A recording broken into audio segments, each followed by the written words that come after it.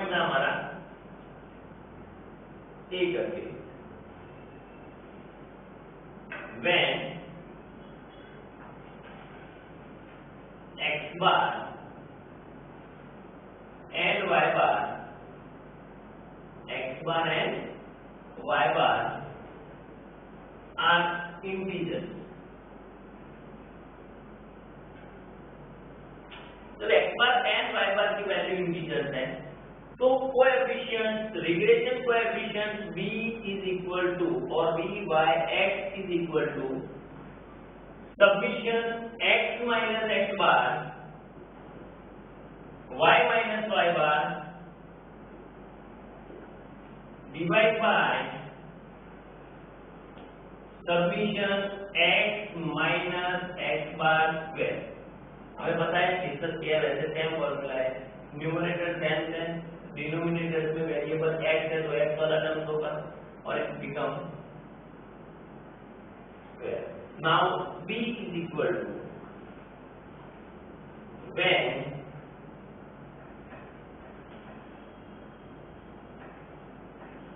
x bar and y bar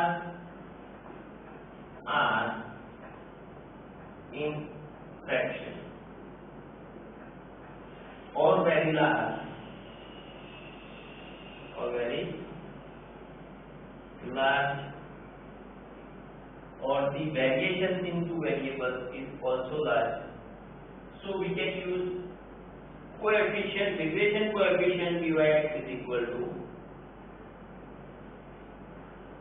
n into summation uv minus summation u into summation v divide by last term है denominator. अब u और v क्या है वो हमें अच्छे से बताएं. That's deviation. u is a deviation from x variable का डेविएशन हमने निकाला है u and v is the deviation from y में से हमने डेविएशन निकाला है v. So x comes at denominator, तो u वाला जो टर्म दो डिनोमिनेटर्स में जाएगा and summation u square minus summation u whole square. अब एक इंपॉर्टेंट पॉइंट यहाँ पे डिस्कस करना है जो कोरिलेशन और रिग्रेशन में चेंज हो रहा है. कोरिलेशन में रूल था कि change in origin and change in scale does not affect the value of coefficient, यानी कि कोरिलेशन कोएफिशिएंट की वैल्यू चेंज नहीं हो रही है चाहे तुमने चेंज इन स्केल किया हो या चेंज इन ओरिजिन किया हो. But in regression the most important, यहाँ पे मैं लिख रहा हूँ कि मोस्ट इंपॉर्टेंट पॉइंट है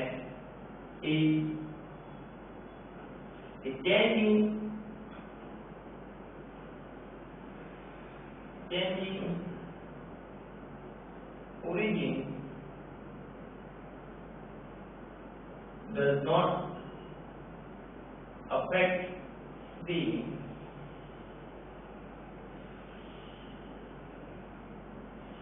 regression coefficient b, but ये इम्पोर्टेंट है कि change in scale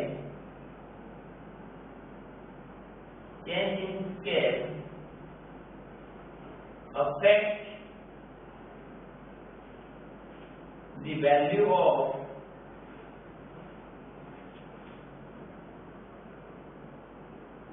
regression coefficient.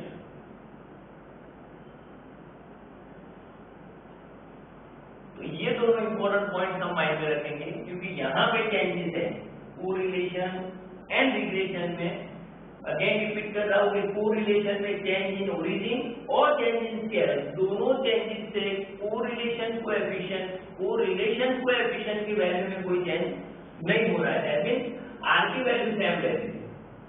But in coefficient regression coefficient और इन रिग्रेशन कोएफिशिएंट b, जब हम रिग्रेशन कोएफिशिएंट फाइंड कर रहे हैं तो समझ लो कि तुमने डेविएशन फाइंड करने के लिए to find the deviation if you change और if you make the deviation by change in origin, change in origin से किया है तो कोई इशू नहीं है. That means don't effect on the value of regression coefficient. But to find the deviation or to get the deviation we make the change in scale.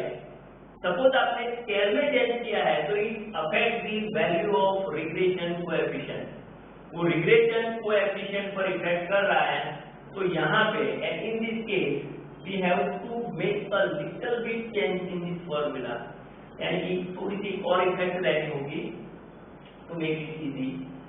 तो check करते हैं दोनों में। तो फर्स्ट चेंज है, सपोज के change in origin does not affect, change in origin है तो मींस ये फॉर्मूला ओके है, यानी कि 1 के लिए ये formula okay. But second, if change in scale is made to find the deviation, then the formula में थोड़ा सा चेंजेस होगा and that's the v by x is equal to, numerator में कोई चेंज नहीं है, that n into summation uv minus summation u into summation v divided by n into summation u square minus summation u whole square into, यहाँ पे changes करना है। हमने यहाँ पे चेंजेस क्या किया है, तो चेंजेस क्या की फॉर्मूला क्या है वो हमें अच्छे से पता है। देख लेते हैं यहाँ पे कि चेंज इन स्केल क्या है और ओरिजिन क्या है। पहले भी मैंने बोला था कि प्लस और minus it shows the change in origin और multiplication and divide in a variable it shows the change in a scale. तो समझ लो कि आपने चेंज इन स्केल ऐसे किया हुआ है कि x जो वेरिएबल है उसका डेविएशन निकाला है u is equal to x minus a, तो कोई इश्यू नहीं है, क्यों कि that's the change in origin. But divide by cx, यानी कि किसी भी वैल्यू से तुमने उसे डिवाइड या मल्टीप्लाई किया है तो it shows a change in scale. And जब भी आपने स्केल में चेंज किया है तब और v is equal to y minus b divide by cy। अब ये फॉर्मूला के अकॉर्डिंग लार्ज का डिनोमिनेटर तो डिवाइड बाय ये होगा cx और यहाँ पे cy। ये इंपॉर्टेंट पॉइंट है, ये जो है वो इंपॉर्टेंट है। कोरिलेशन में चाहे चेंज इन ओरिजिन या चेंज इन स्केल, दोनों में से किसी भी चेंज में ये चेंजेस नहीं हो रहा था। बट इन रिग्रेशन जब भी सपोज आप सबकी कैलकुलेशन को इजी करना चाहते हो, मींस हायर वैल्यू दी हुई है, फ्रैक्शन है और आप चेंज इन स्केल कर रहे हो, वेरिएबल का मींस डेविएशन फाइंड कर रहे हो और उसमें चेंजेस कर रहे हो, और वो चेंजेस क्या है, तो चेंज इन स्केल, आपने सपोज उसके स्केल को चेंज किया है तो फॉर्मूला में ये मींस वैल्यू, यानी कि जितना चेंजेस है उतना वापस उसे मल्टीप्लाई कर रहे हैं, वो नहीं हुआ तो मींस आंसर रॉन्ग होने के चांसेस है। यानी कि हो सकता है कई बार स्टूडेंट्स ये भूल जाते हैं, क्योंकि मैक्सिमम सब उन्होंने यही फॉर्मूला से किए बाय ओरिजिन से, यानी कि चेंज जो हुआ है वो चेंज इन ओरिजिन ही करते हैं, तो ये अप्लाई करने की रिक्वायरमेंट नहीं है। सो आप जब तक स्केल चेंज नहीं कर रहे हो तब तक नो इश्यू, कोई प्रॉब्लम नहीं है। बट सपोज आपने जो स्केल चेंज किया तो ये मीन्स बहुत ही इंपॉर्टेंट है और उसे तुम्हें माइंड में रखना है कि जो ये फॉर्मूला में अप्लाई नहीं हुआ, यानी कि टू गेट द डेविएशन, यानी कि स्केल चेंज किया था, तो ये मोस्ट इंपॉर्टेंट पॉइंट है। अगेन यहाँ पे मैं तुम्हें हाईलाइट कर रहा हूँ कि ये टॉपिक को तुम्हें मीन्स माइंड में रखना है कि जब आप स्केल को चेंज कर रहे हो। ओके, तो ये तुम्हारे माइंड में क्लियर होना चाहिए। शॉर्ट सम की फॉर्मूला भी है बहुत, बट वो हम जब भी शॉर्ट सम करेंगे तब डिस्कस करेंगे।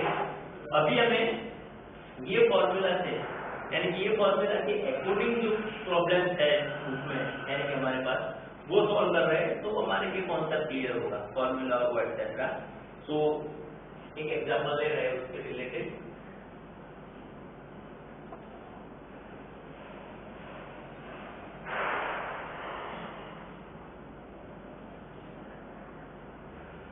हमने रिग्रेशन कोएफिशिएंट को चेक किया। अब एक constant means a equal to y bar minus b y x या b इंटू x।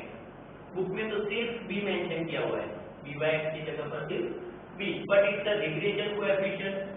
आप चाहे उसे dy x बोल सकते हो या फिर b, बट उसके लिए सीधी राइट में उन्होंने ओनली b मेंशन किया है, तो it's the regression coefficient x। तो ये मीनिंग हो रहा है to find the constant a we need the y bar and x bar, but वो फॉर्मूला में अच्छे से पता है, x bar is equal to submission x into n, y bar is equal to submission y into n, b के लिए हमें सभी फॉर्मूला डिस्कस की, तो रिग्रेशन जो कांस्टेंट b है वो हम फाइंड करेंगे। और जैसे समझना हमारा रिग्रेशन मॉडल था y cap is equal to a plus bx, तो उसमें हमने b फाइंड कर लिया।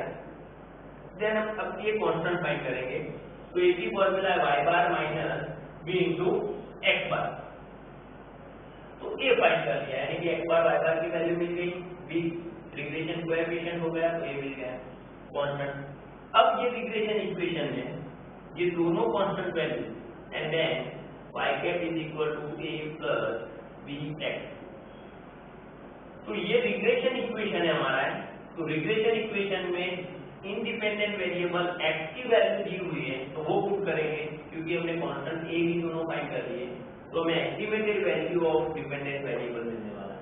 तो सबसे पहले b यानी कि रिग्रेशन कोएफिशिएंट फाइंड करेंगे, देन कांस्टेंट a फाइंड करेंगे, and then we can find the estimated value of dependent variable y। यहाँ पे डिपेंडेंट वेरिएबल y है, that's why we can find the estimated value of dependent variable. Okay, now will see one example. एक हम देखते हैं यहाँ पे problem, तो पता चलेगा कि मींस कैसे प्रॉपर्ली यूज हो रहा है, कैसे फाइंड करें, x बार फाइंड करना है, y बार फाइंड करना है, तो हर एक चीज हमें क्लियर होगी। सो चेक कर लेते हैं, हम एक प्रॉब्लम करेंगे तो सब कुछ क्लियर होगा। जब तक प्रैक्टिकल नहीं करेंगे तब तक मींस आइडिया नहीं आने वाला है। सो प्रैक्टिकल एक सोल्व करेंगे तो हमें थोड़ा सा एकदम क्लियर होगा। Okay, now the life of car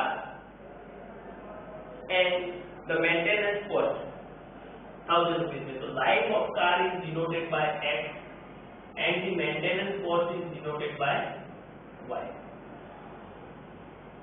So 2, 4, 6,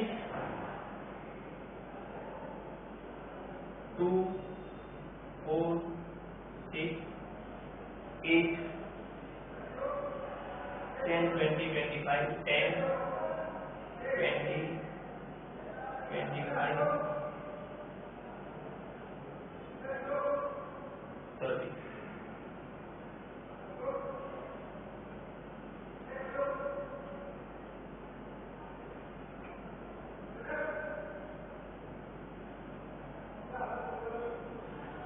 तो सबसे पहले मैं अच्छे से बताएंगे, हमें x बार की वैल्यू चाहिए, y बार भी चाहिए, एंड कांस्टेंट a और b सभी वैल्यू फाइंड करेंगे। और एक सिंपल फॉर्मूला कोएफिशिएंट रिग्रेशन का हमने जो डिस्कस नहीं किया तो वही यहाँ पे अप्लाई करना है। सो अगेन एक और एक्सप्लेन कर देता हूँ पहले। b इज इक्वल टू, यानी कि व्हेन, यूज करना है इसे लास्ट में रखा है, when value of x and y is small। जब x and y की वैल्यू स्मॉल हो तो कैसे फाइंड करेंगे? तो सिंपल है, यहाँ पे regression coefficient dy x is equal to n into submission xy minus submission x into submission y divide by n into submission x square minus submission x whole square. एक formula पता है हमें, को relation में ये भी formula हमने की थी, बट मैंने जानबूझ के लास्ट में रखा है क्योंकि ये फॉर्मूला से रिलेटेड ये सम है। सो हम ये फॉर्मूला भी डिस्कस कर लेंगे और ये सम भी सॉल्व करेंगे। तो एक ये फॉर्मूला भी है हमें, तो ये हमें ये फॉर्मूला यूज करनी है, तो चेक कर लेते हैं। तो वहां पे दोनों वेरिएबल चाहिए थे, यहाँ पे हमें कौन सा वेरिएबल ज्यादा से ज्यादा x square submission x whole square यानी x और x स्क्वायर चाहिए। तो अकॉर्डिंग टू फॉर्मूला के अकॉर्डिंग हमें क्या क्या रिक्वायरमेंट है, तो एक हमें चाहिए submission x submission y then x square. तो चलो x है हमारे पास, तो ये टोटल जो हो रहा है दैट्स द सबमिशन x, ये जो टोटल है y it shows the submission y। फिर हमें एक और चाहिए x स्क्वायर चाहिए और एक xy चाहिए, तो ये x और y दोनों को मल्टीप्लाई कर दो तो x स्क्वायर मिल जाएगा, x का स्क्वायर निकालेंगे तो ये सबमिशन x स्क्वायर और सबमिशन x होल स्क्वायर है। तो सब कुछ हो गया हमारे पास, यहाँ पे होगा हमारा सबमिशन xy और ये हमें मिलेगा सबमिशन x स्क्वायर और सबमिशन x होल स्क्वायर। तो इतनी वैल्यू हमें चाहिए, तो सबसे पहले तो वैल्यू फाइंड कर लेते हैं। सो xy तो 2 into 10 10 into 2 करेंगे तो कितना आंसर है हमारा 20. 20 into 4 to the 8 तो ये कितना है 80. 25 into 6 25 6 is 150 and 30 into 8 तो 8 3 24 और 0 तो ये है तुम्हारा 240 हो गया. तो now submission x submission y x y और x स्क्वायर करना है तो x का स्क्वायर तो 2 का स्क्वायर क्या है यहाँ पे 4 4 का स्क्वायर 16 6 का स्क्वायर 36 और 8 का स्क्वायर है 64. अब वैल्यू निकालते हैं तो सब्मिशन x में 6 plus 4 10 और 10 20 तो submission x is equal to 20 so that's why x bar is equal to submission x upon n so is equal to 20 divided by 4 is equal to 5. So x bar is equal to 5. Now y bar so 5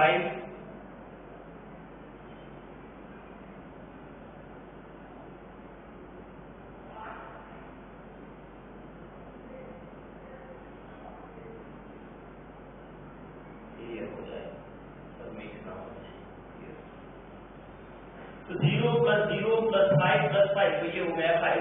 3 plus 2 5 5 plus 2 7 7 plus 1 8 तो ये हो गया 85. So that's why y bar is equal to submission y divided by n submission y divided n so 85 divided by 4 so is equal to 21.25. अब यहाँ पे y बार fraction में है या तो हम यूवी मेथड करेंगे तो इजी होगा या तो फिर xy तो xy वाला इजी इसलिए हमने यहाँ पे xy वाले मेथड अप्लाई किए. यूवी मेथड से भी इसे सॉल्व कर सकते हो यानी कि एज्यूम यानी कि डेविएशन मेथड भी यहाँ पे अप्लाई कर सकते हैं. ओके x बार हो गया y बार मिल गया सबमिशन x हो गया submission y now submission x बार 0 0 0 0 तो ये हो गया तुम्हारा 0. 2 plus 8 तो 10 10 plus 5 15 15 plus 4 19 तो ये हो गया 9 और 1 कैरी करेंगे तो 1 plus 1 2 n plus 2 4 तो ये हो गया 490. नाउ x स्क्वायर तो सब्मिशन x स्क्वायर तो 6 plus 4 10 10 plus 10 20 0 2 plus 1 ये 2 है हमारा कैरी. चलो तो 2 plus 1 3 plus 3 6 plus 6 6 plus 6 कितना है 12 तो ये हो गया 120 तो सब्मिशन x स्क्वायर इज 120. अब हमारे पास सभी वैल्यू है बस उसे यहाँ पे अप्लाई करना है तो v by x is equal to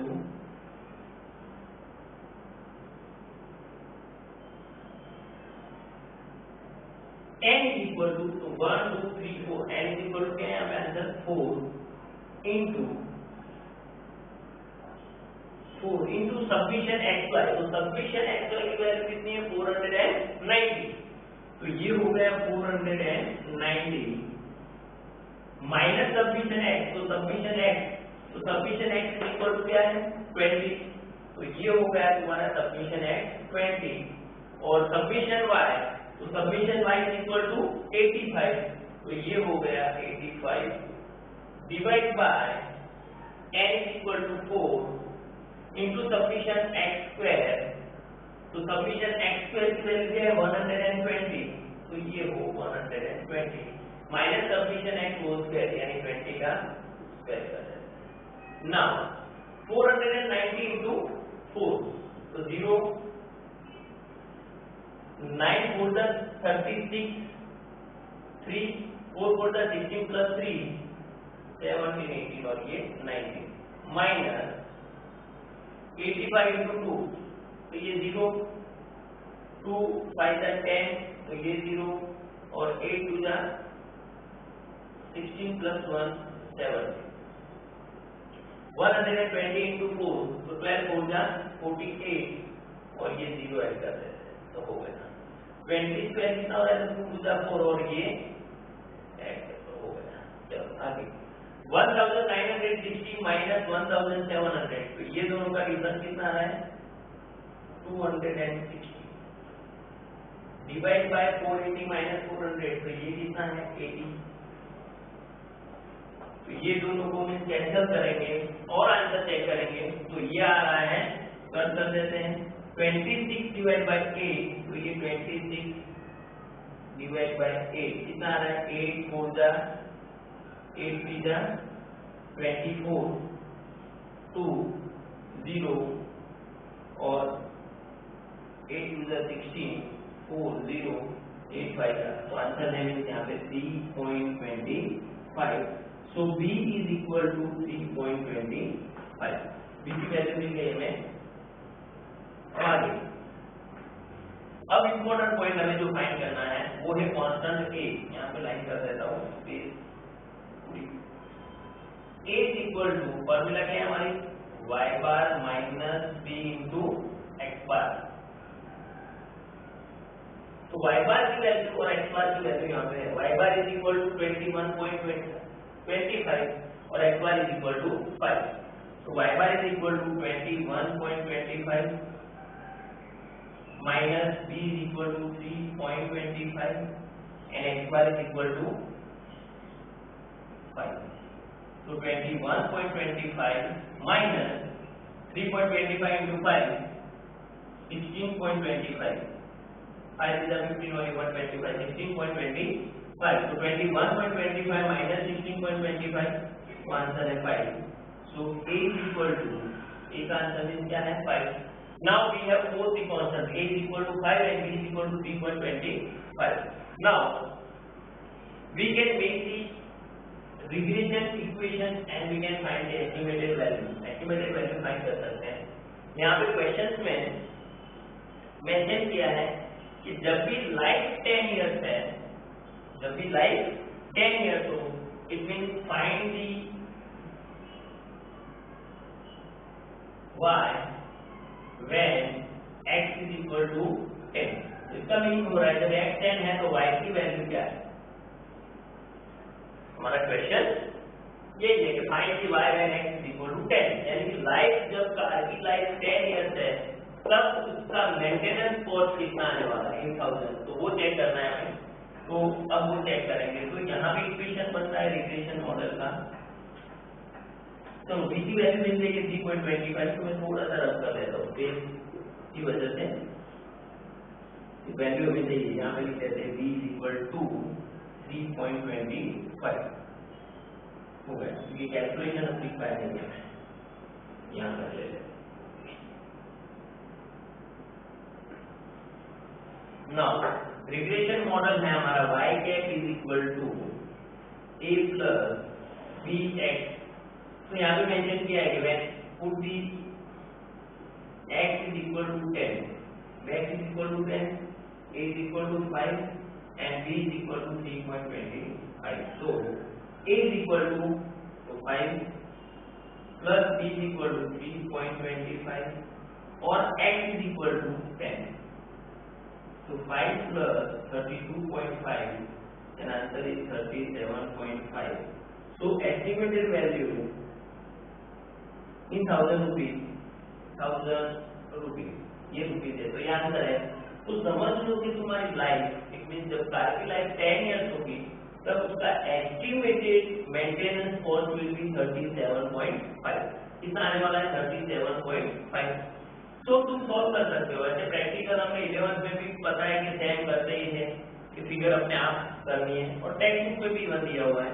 तो किसी भी टाइप से तुम ऐसे रैंडम फिगर को 5 फिगर्स ले लो, x वेरिएबल और y वेरिएबल डिपेंडेंट वेरिएबल से। जैसे मैंने बोला था कि मीन यानी कि रेंज और स्पीड में क्रॉस ले सकते हो, एडवर्टाइजिंग ले सकते हो और कुछ चाहिए कंपनी का भी यानी कि एक्सपोर्ट कितना हुआ है लास्ट टाइम और उसका प्रॉफिट क्या है। तो किसी भी पॉइंट को पॉपुलेशन और फिर उसकी ग्रोथ रेट क्या है, देन बर्थ रेट और डेथ रेट क्या है, किसी भी दो वेरिएबल्स को लेके हम ऐसे उसका रिग्रेशन और एस्टिमेटेड वैल्यू निकाल सकते हैं। तो एग्जांपल में मीन उससे रिलेटेड जो भी है वो हम सॉल्व करेंगे। तो आगे के भी जो सम्स है वो हम नेक्स्ट लेक्चर में देखेंगे।